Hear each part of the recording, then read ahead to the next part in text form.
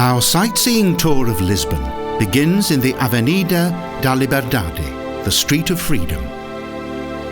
The metropolis of world weariness has a dramatic past, whose dynamic development has now brought it into the European Union.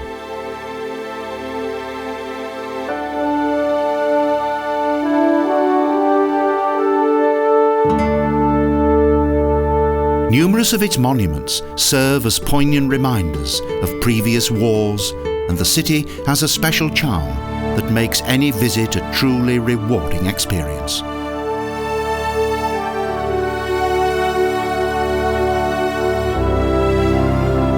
Globalization was invented in Lisbon, and it was first practiced here for the first time. Lisbon, old gateway to the new world.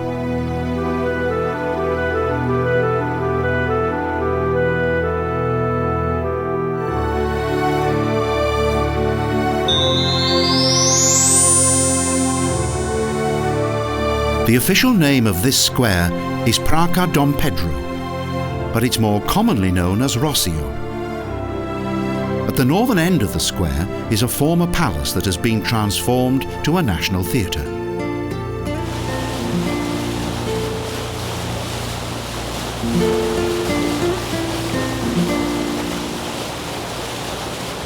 The main square was once the setting of bullfights, and up until 1820 in the Spanish Inquisition, so-called heretics were burnt at the stake.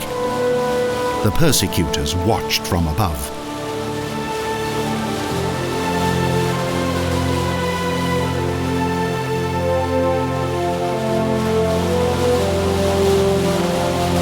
One of the buildings on the Rossio is like an exquisite palace. Its neo-manuelistic facade and impressive clock tower are not exactly typical of the average railway station.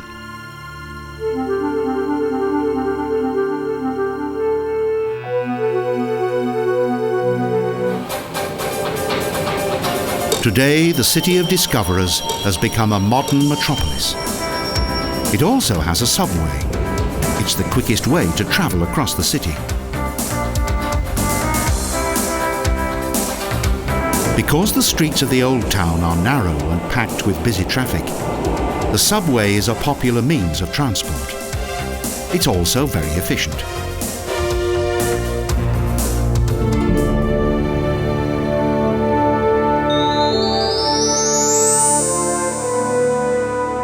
Elevadores are the elevators that travel from the lower to the upper town.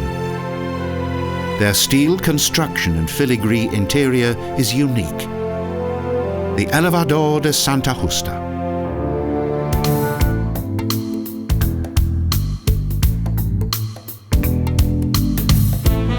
There are outstanding views across the houses of the old town of Alfama and a castle in the background.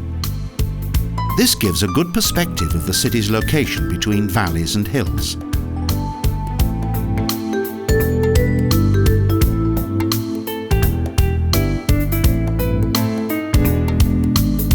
During the Great Earthquake of 1755, most of the city's buildings were destroyed and around 50,000 people perished.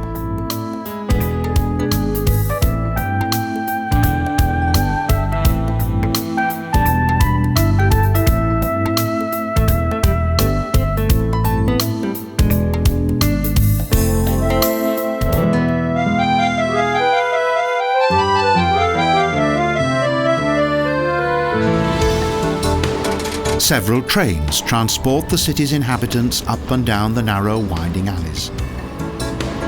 It's difficult to imagine the world's most hilly harbour city without its extraordinary trains.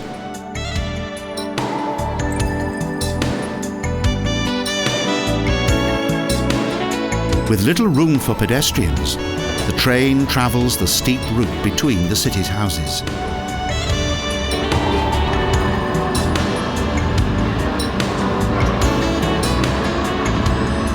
The people love the hills and valleys of their city. The confusion of tangled alleys makes them feel secure.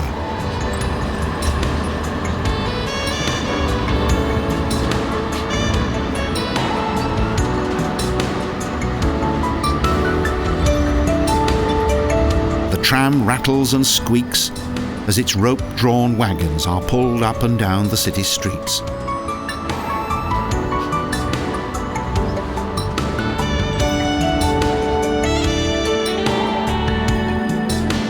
This is a fabulous way of negotiating the steep inclines of the city, and also includes some splendid views of the old town.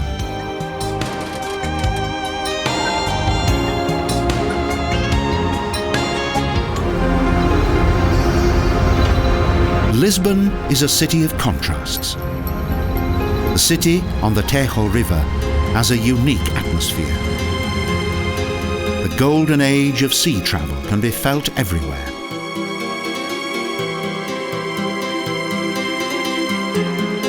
Facades decorated with azulejos and entrance gates with stone frames indicate the wealth and artistic flair of the city's earlier inhabitants.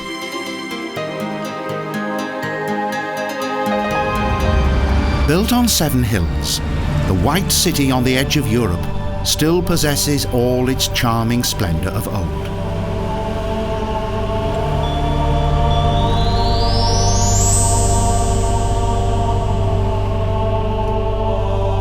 The medieval Sé Patriacal Cathedral stands defiantly on a hillside. Following the Christian conquest, the city's bishop's church was built on the foundations of a former mosque to commemorate victory over the Moors. This noble cathedral is an impressive example of the city's early years. It contains the stone sarcophagus of a saint and a Romanic baptismal font. The unusual combination of architecture is the result of devastation caused by numerous earthquakes and the subsequent rebuilding programs that followed. A church only for prayer. The architecture is certainly an intriguing jumble of building styles.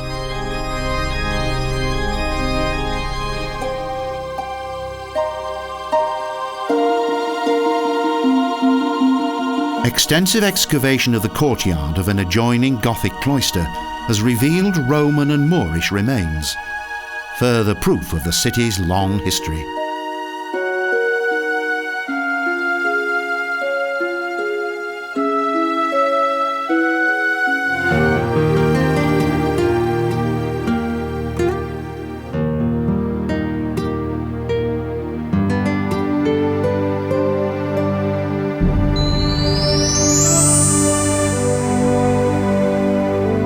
On the hillside of the picturesque city district of Bairro Alto is the splendid church of Igreja de São Vicente de Fora. De Fora means external city walls.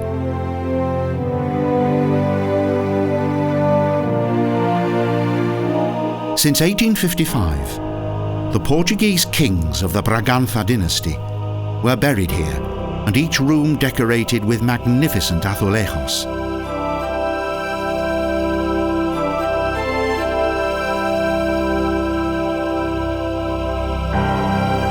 From the huge terrace on the roof of the former Augustinian monastery, there's a view across the harbour, as well as the various courtyards of a splendid building constructed during the reign of King Alfonso Henriques.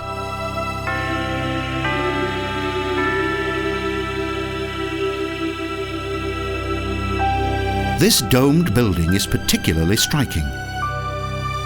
The Santa Engracia. It was almost 300 years in construction. It was originally designed as a church, but has been used for various purposes. Several of Portugal's national heroes are buried here.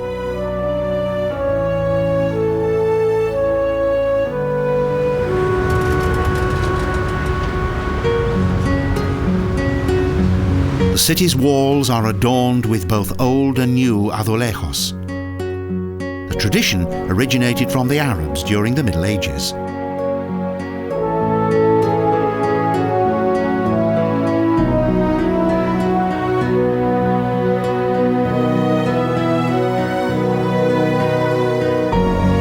For centuries, the painted tiles have exemplified Portugal's artistic spirit. Azulejos are colourful works of art painted by hand, living proof of a great bygone culture.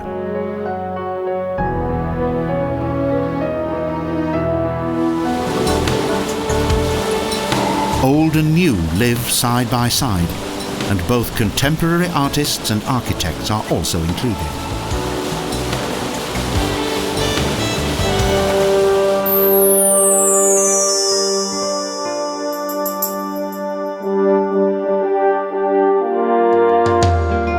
On the city's highest hill is the marvellous Castelo De Sao Jorge. Since times immemorial, this fortified complex has stood guard above the mouth of the Tejo.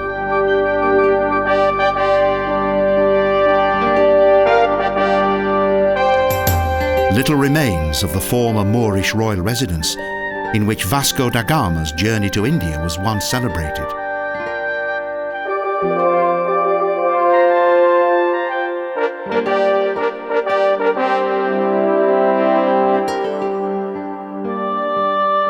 From the upper pinnacles of the castle wall, there's a wonderful view across this fascinating city.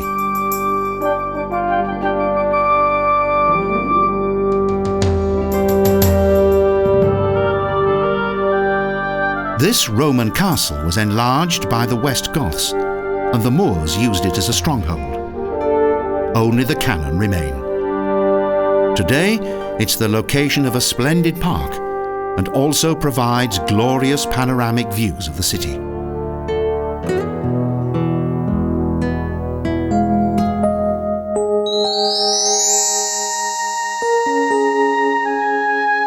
Casa dos Bicos, a 4-storey house of proms in the Baixa, built in the 16th century and renovated after an earthquake. The building derived its name from its extraordinary facade of diamond-like square stones.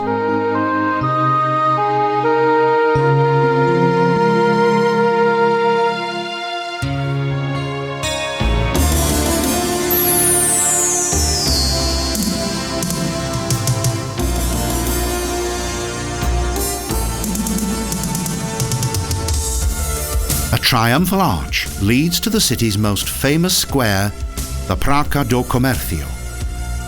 The central monument features the Baroque figure of King José on horseback. Prior to the Great Earthquake, there was once a royal palace here.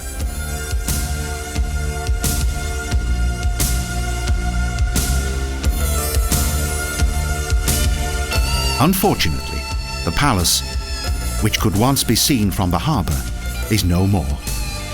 Nevertheless, this is one of Europe's most magnificent squares.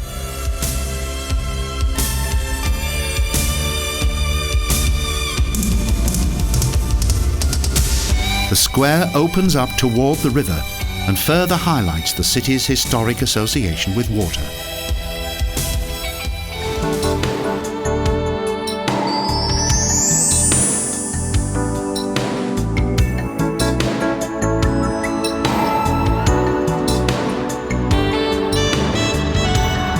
Electricos is the name of Lisbon's unique trams that travel noisily through the old town. They are an indelible feature of the city.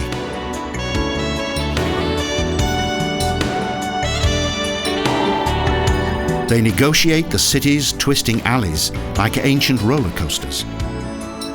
The streets are so narrow that pedestrians are forced to seek refuge in the nearest doorway.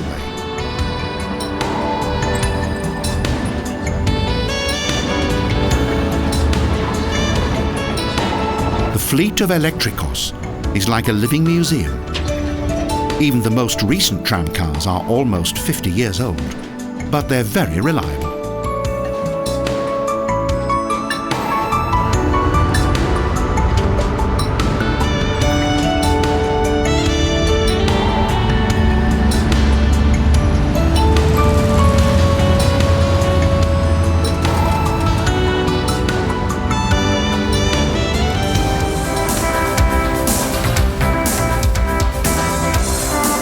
No bend is too tight, no street too narrow.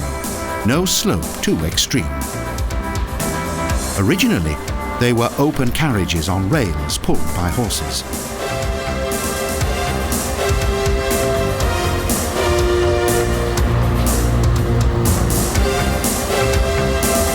But on the 31st of August 1901, electrification transformed everything.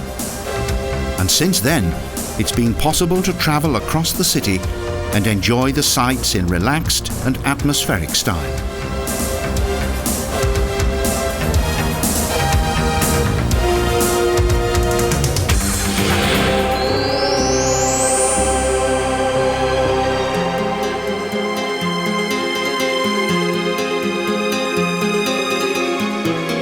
The city features several gardens and parks, each one an oasis of relaxation for one and all, including the Jardín de Estrella with its many tropical plants.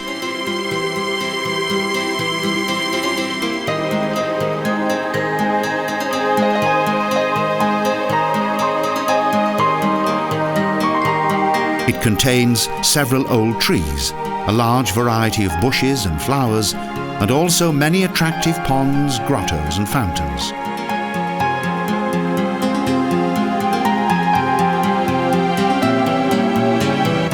Close by is the superb Basilica de Estrella and its massive facade that indicates a bygone golden age of architectural splendour.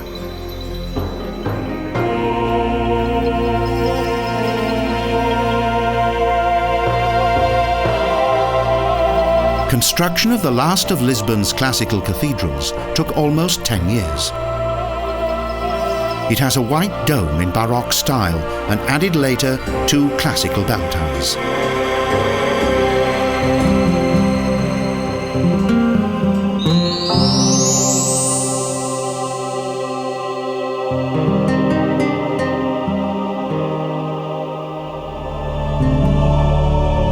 On the banks of the Tejo, on the outskirts of the Belém district, is the Mosteiro dos Jeronimos.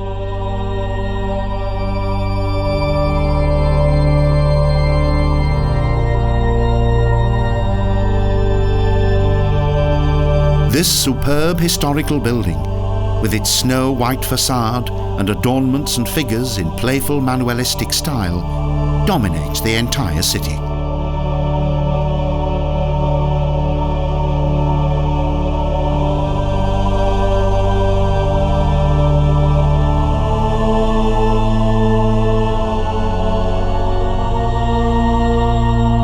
The abundant relief of the splendid southern portal features various scenes and symbols of the life of Holy Hieronymus.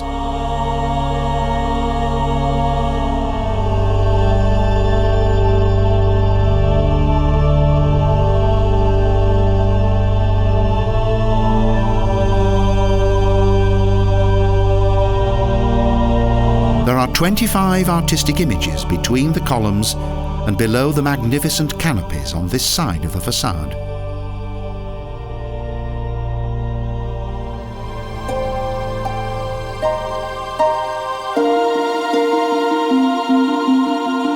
The square cloister is encircled by a 2-story high loggia.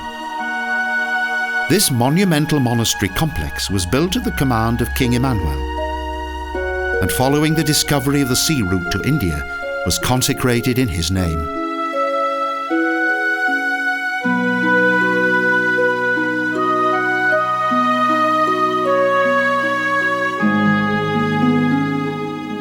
Tall columns support the aisled ceiling, and the main hall is still in use today.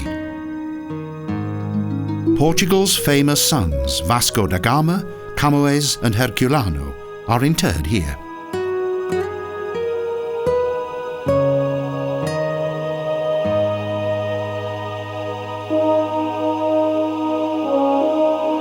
Today, the huge rooms of the upper floors are empty. This section of the monastery is not used today.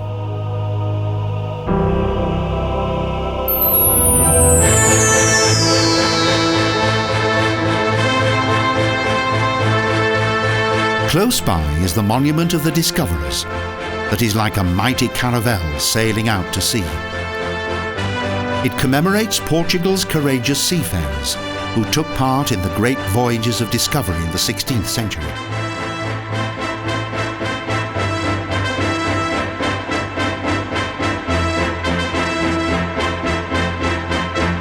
On the bow, Henry the Seafarer leads a group of aristocrats and commoners, pointing toward the ocean waves.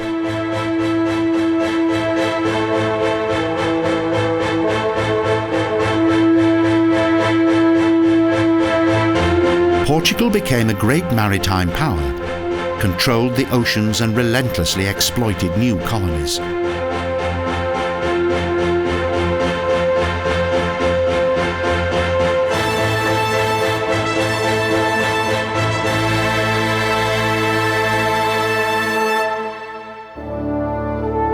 The city's famous landmark shines out like a marvellous castle on the banks of the river Tejo.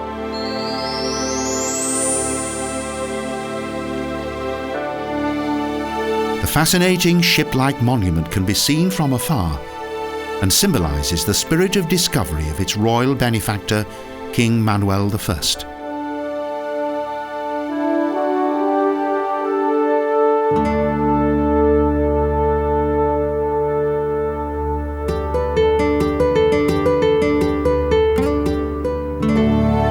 Many hundreds of ocean-going journeys to India and Africa began here on the mouth of the river Tejo and spread Portugal's fame throughout the world.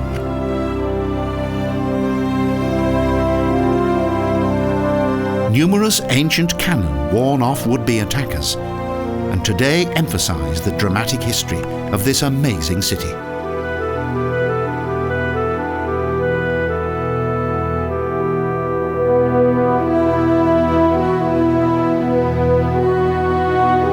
Caravels once sailed from here and more than 5 centuries ago discovered the sea passage to India and thereby transformed this once small kingdom into a mighty empire.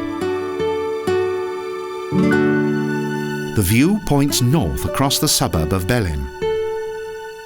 A recently renovated chapel roof adorned with pyramid-shaped pinnacles shines across Lisbon's harbour.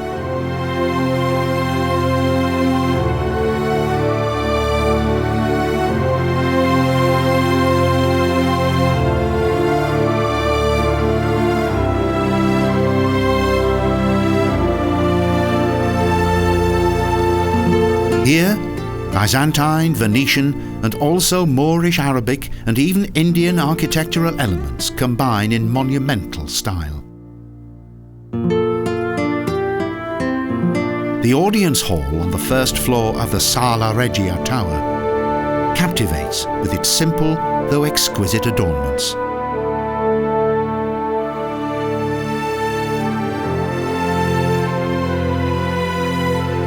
With numerous pillars, the elegant balconies are typical Venetian elements. The Torre de Belém is Lisbon's most visible symbol of the spirit of discovery.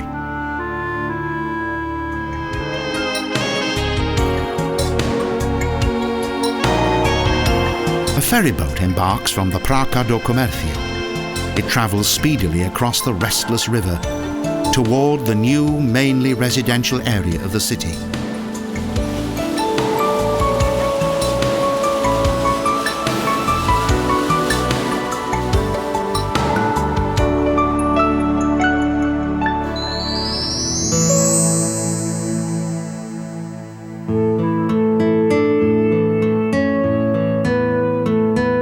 On this side of the river, opposite the city, is a mighty pedestal that supports a huge figure of Christ with protective hands, the Monumento Cristo Rei.